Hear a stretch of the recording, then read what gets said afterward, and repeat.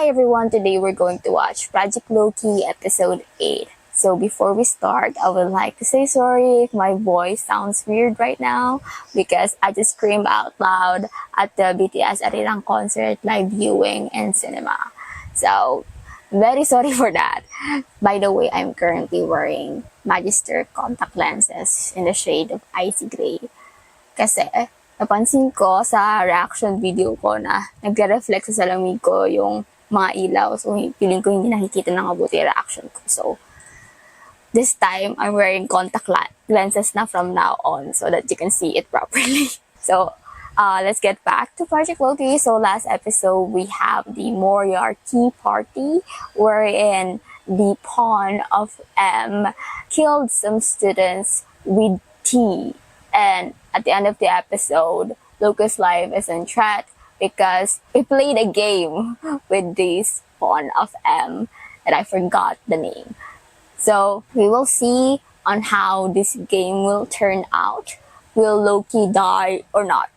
Of course, it will not. Di plot number si kuya ko. Anyways, let's get to it.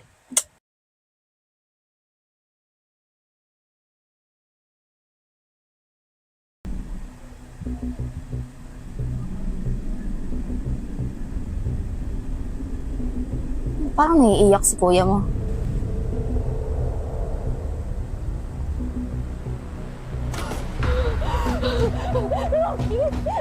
Regularity lang ba talaga yung isa? Or may sleeping something then? Is he hallucinating? Sumigaw si Lori. So, natawag ba yung mga kasama ni David ba yung pangalan niya? Wala sa labas? Kasi may dalawa rin kasama sa labas si kuya mo eh. As far as I remember. Or from Lori's scream, bigla sila nagtakbuhan para hindi sila mahuhuli or something like that. Most likely yung latter.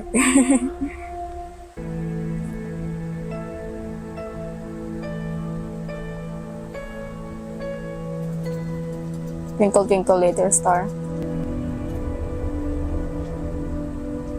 Ano nakasulat? How do you like my offer of friendship? M.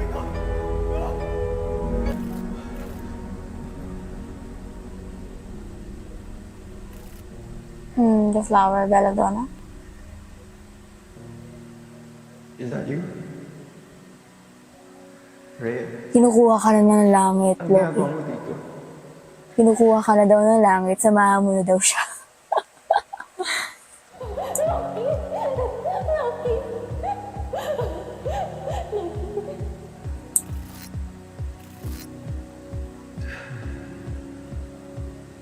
This is not real. Hindi ka pa rin talaga nagbabago. Lagi mo na lang nilalagyan ng logic ang lahat. Pero tingnan mo kung anong nangyari sa'yo. Oh, please. You know me better than I am. You know me better than anyone else. Si Lori na bang bagong ako? Really? No matter how many people I meet, There's always one Rhea and there's always one Lori. She truly cares for you. Pansin ko nga parang pareho kayo eh. no. I don't think so. Hindi ko nga alam kung gusto niya ako maging kaibigan. Talaga? Eh parang ginawa niyo na nga tahanan yung QED Club sa campus. Wala siya doon kung marami siyang ibang kaibigan. True. I forced her to join the club. Pwede I'm not sure rin. if she enjoys being a member. Ano One, ba siya para sa'yo? she could be enjoying the club O activities. puzzle kailangan mong solve? Two, Bakit ba she siya could be pinag-uusapan? also enjoying Loki's presence. Three, she just really wants to help people. Ilang buwan na bang nakalipas, Loki? 6? 7? Hanggang ngayon, hindi ka pa rin nakaka-move on kay M. Lagi mo na lang siyang hinahabol to the point that it has become your obsession. I'm doing this for you, Rhea. To give you justice. Para sa akin ba talaga? It's guilt. So bakit mo nga ba nirecruit si Lori in the first place? She's useful. Madidissolve kasi yung QED Club pag wala ibang member. Alam naman natin pareho na hindi yan totoo. You're lonely. At okay lang na magkaroon ka ng mga bagong kaibigan. Pero sana, makatulong yung mga bagong mong kaibigan. May pagpatuloy yung buhay mo at huwag nang habulin si Moriarty. Hindi ko kayang gawin. Tigas pa rin ang ulo mo. Kaya ka napapahamak eh. Pati na rin yung mga taong nakapaligid sa'yo. Makinig ka sa akin, Loki. Sinasabi ko sa'yo, hindi na mahalaga na mahuli mo si Moriarty dahil wala na ako sa mundong to. Wala nang... I don't think it's really just because of RHEA. There are tons of people dying because of this guy. Imbis na sinasayang mo yung oras mo, bakit hindi mo nalang enjoy yung buhay mo? Life is precious, Loki. Maybe calling lang talaga niya magiging detective. Maybe this is his way of treating that his life is precious, di ba? Wait. Saan ka pupunta? Nagigising ka na, be. This is your subconscious talking, all your guilt. You know? Have you forgiven me, Rhea? It's not RHEA that should be Hindi ako dapat giving magpatawad sa'yo, Loki. sarili mo, be. Nothing wrong to me. Ikaw ang dapat na magpatawad sa sarili mo. I'm predicting the slimes. I think Loki also blames himself for surviving na ba't hindi na lang ako yung namatay? Bakit si RHEA pa? Ako yung naghahabol eh. Ako yung nagsusolve ng cases na to. Bakit hindi ako yung target? Eh, bakit yung kaibigan ko pa? Wait. How did I get here? Ano nangyari kay Damien? Loki, gumising ka! Tulog! Tulog! Loki, wala siya! Loki! Loki! Loki! Anong nangyari doon sa sinasabing mga kasama ni Daniel? Sabi niya may kasama siya sa labas. Ano pala nangyari sa drinking body ko? Kasama sa Is he husband. alive? Keep fighting. Does both teacups have belladonna on it? Was he lying? Hindi na siya umabot. Hinala ng mga doktor, mukhang nalason siya. What? So both teacups have belladonna. Kung sino man ang nagbigay sa kanya ng teabags na yun, niloko siya. He wasn't told that one of the teacups was laced with poison. So swerte si Loki na hindi niya pinili yung belladonna with the poison. Okay, Luther. Let me handle this. Thank you, Oh, may M. Who is this M? Good day. This is Emerald Emerson, your student council president.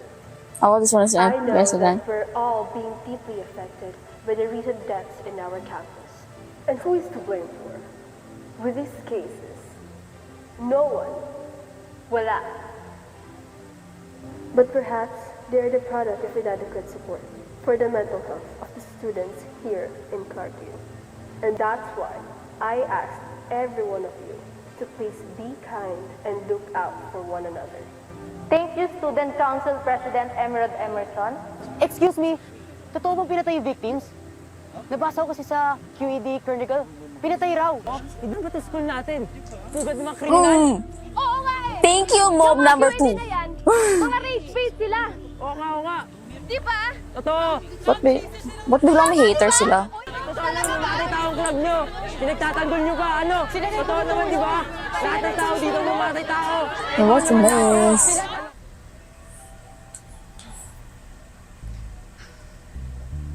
Oh, may nanonood sa kanila. Yan. Sino to? Professor Moraita. Good afternoon. Butit gising ka na. How are you feeling? Terrible, sir. Salamat sa pagdala sa akin dito sa hospital. Grabe rin to si Lorelai mag-worry sa'yo. My subconscious said that you were also crying. Bakit naman kita iiyakan? Not even friends, di ba? Tsaka, baka napuwing lang ako. Baka sinipon lang. Alam niyo, bagay kayong dalawa.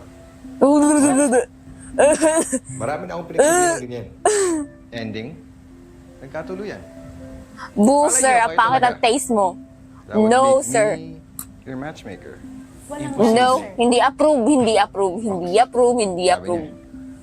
Anyways, No. He seems and sounds so concerned about us. Isang beses lang naman natin siya tinulungan sa kaso. Teka, pinaghihinalaan mo ba si Professor? Nakaka-curious ang pangalan niya. Pleasure. Gives me an uncanny feeling. Jim?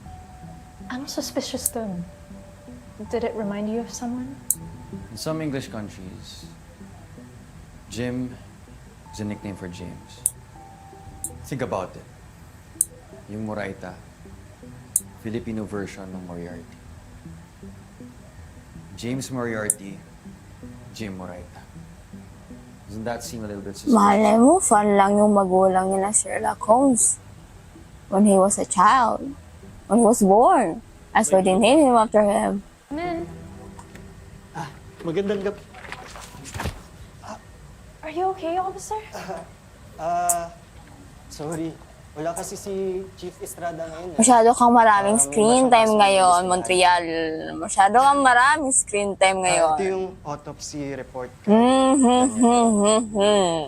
The clumsy act. I know that trope. Traces of atropa belladonna and hemlock were found in the victim's system. The ingestion of their poisons resulted in anticholinergic syndrome and respiratory failure. Hemlock? Isang poison hemlock sa mga halamang may toxic alkaloids.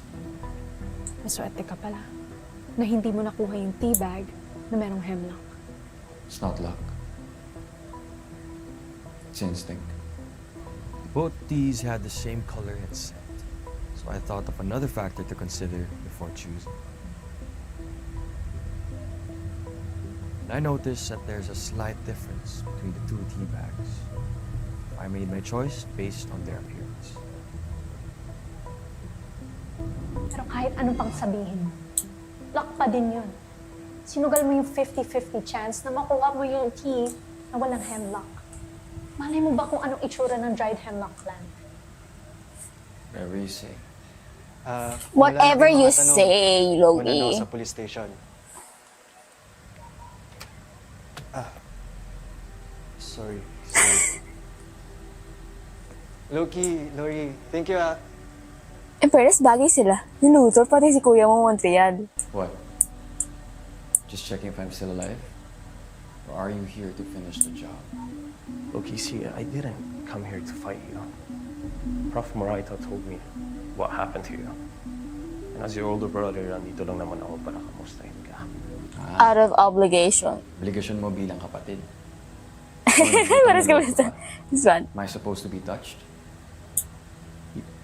You know, it's ironic because I did warn you. So you're here to Stop tell na, looking for I him." told you so. Di kayo Okay, you're the one natututo. pushing your brother away. That's why he's responding you in this bond. The more pieces of information we get. Kaya huwag kang atat.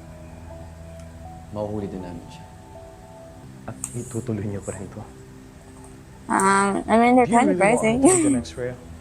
It doesn't matter if he wants Kung gusto ng club, Her. wala kang isang kaso. to be Rhea.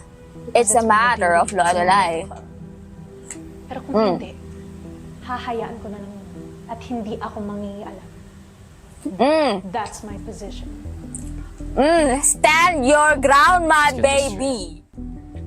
Rhea's name does not mean death. And it never will. Have some respect, really. That's a great line. Pero sigurado ka, hindi kita mapipigilan sa kabaliwang mundo. Hindi na. Get out of here. Lagi naghahanap ng gulo to si Loki. In a way, Luthor is showing a little bit of concern. That is his way of showing that. And si Kuya mo, Loki, wants to push people away. Because he doesn't trust people. Kaya lagi na pupunta sa away. Yung pinag-uusapan nila palagi. Natatandaan mo ba yung sinabi ni John Bautista tungkol kay Anne nung in-interview siya ng campus police? Which one? Pwede mo bang i-describe ang boses niya? Basta malamig, tsaka malalim. Yung tipong kikilabutan ka mo narinig mo. Luther's voice matches that description. Malalim, malamig, at nakakapangilabot. Pansin ko din yun. Pero, he might also be using voice changer kasi My brother may be despicable, but he's not a monster. Pero may I possibility. get where you're coming from, but he's not him. I don't think it's Luther. I don't want to believe that it's Luther. Lalim nun ah. Nurse Melissa, resident po pala kayo dito. Yes. Nurse Kamusta na si Loki? Melissa. Minsan, iniisip ko, sinusundan nga ako ng kamalasan. From my previous school, abot hanggang dito sa Clark U. Dala ko siya. Hindi mo kasalanan ng mga nangyayari. Hindi mo kasalanan ng nangyari kay Loki.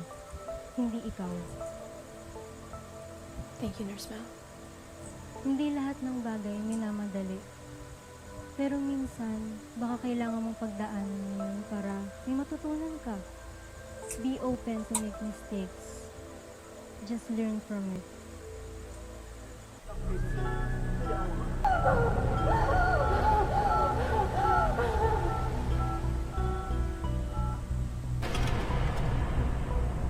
Mary had a little, huh?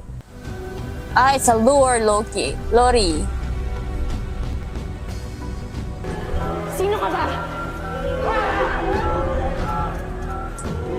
Bakit ka nandito? Anong kailangan mo sa akin? Baka biglang may mag-approach sa'yo na Dr. John Bess, sabihin na, anong nangyayari sa'yo, Day? May nakikita ka ba? Narinig ka ba na hindi namin nakikita? Nagsasalita mag-isa mo si ate Lori. Si ate mo, Lori. Oh, ito.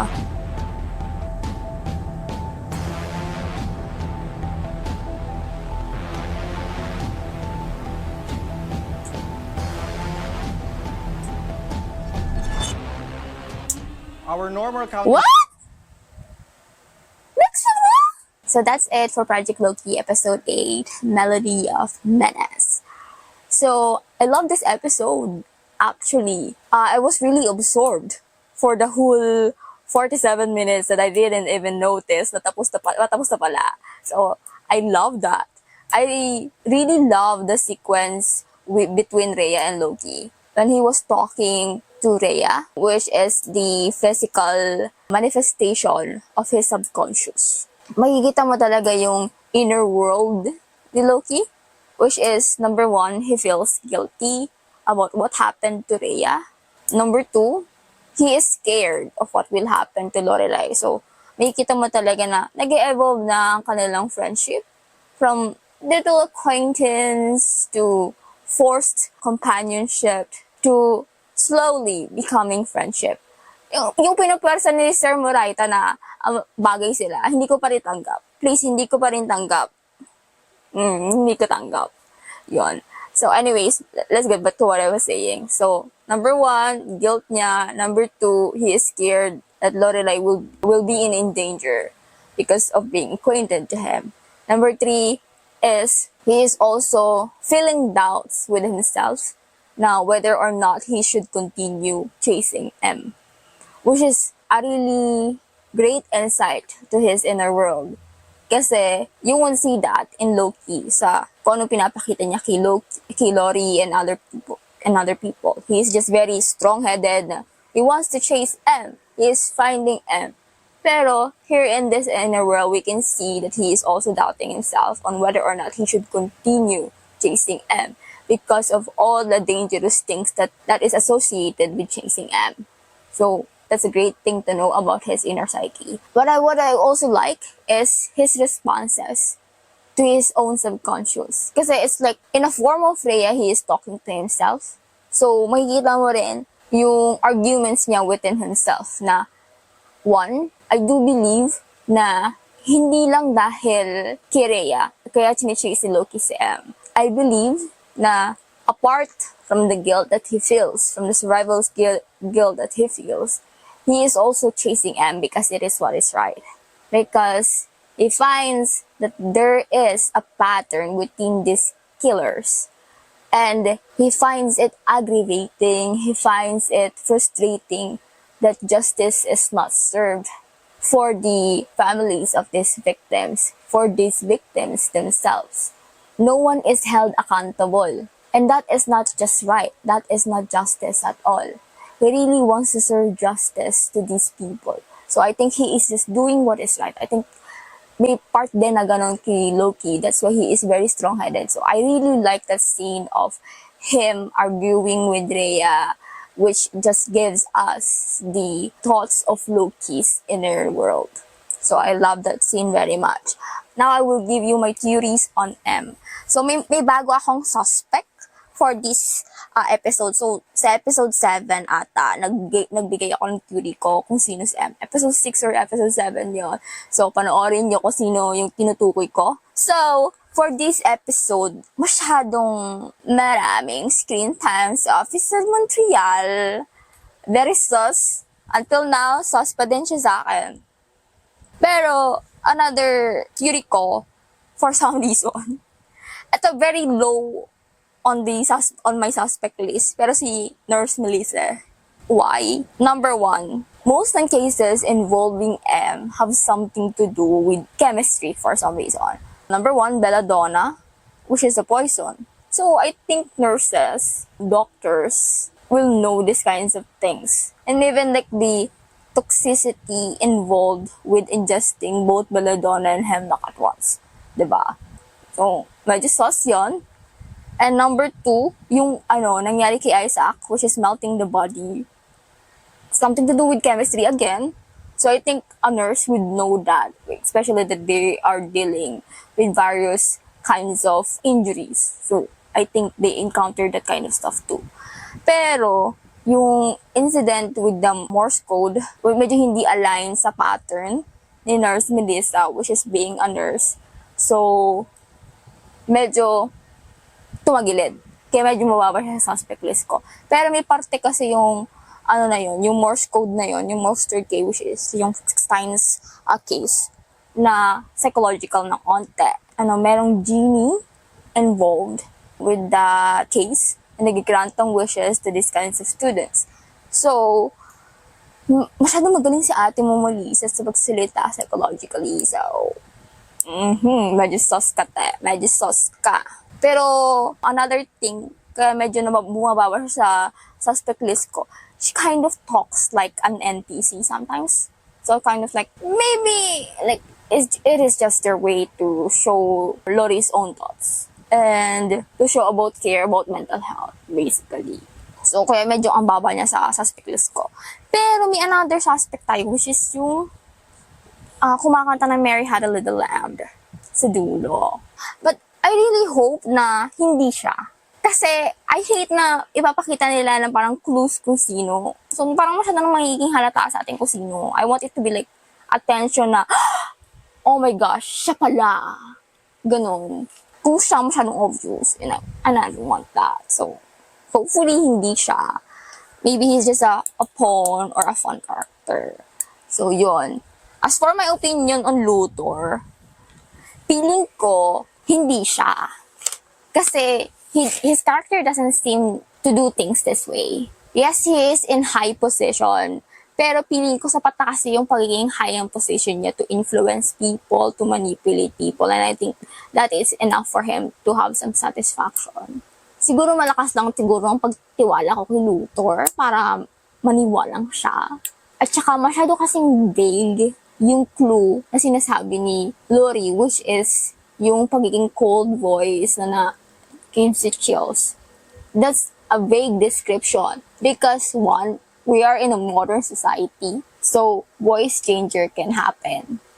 2, what does cold and chilling voice mean? Like, isn't that subjective? It's not an objective kind of clue at all. So, I'm dismissing Luthor at all as my suspect. Kung siya man, the fudge. Parang it just doesn't align with his character at all. So, yon. So, that's it for Project Loki episode 8. I really enjoyed this episode. Hindi ko talaga napansin na patapos na yung episode. So, nagulat ako na nag-next week na siya.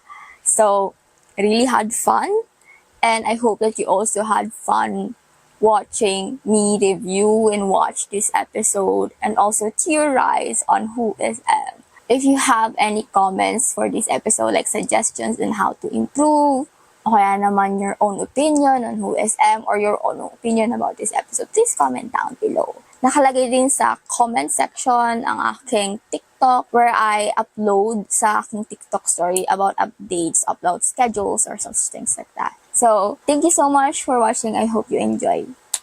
And have a nice day!